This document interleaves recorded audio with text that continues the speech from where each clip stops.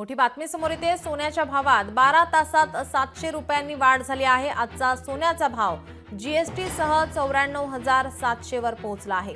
सोन्याचे भाव गगनाला भिडलेले आहेत। 12 तासांमध्ये 700 रुपयांनी वाढ झालेली आहे। जीएसटी सह 94,700 वरती आता सोन्याचा भाव हा पोहोचलेला आहे। सोन्याचे भाव गगनाला भिडलेत। 12 तासात 700 रुपयांनी वाढ झालेली आहे। आजचा सोन्याचा भाव जीएसटी सह 94,700 वरती गेला आहे। आज जवळजवळ 92,000 रुपये झाले पूर्ण आणि जीएसटी सगट 94,760 रुपये सोन्याचे भाव झाले।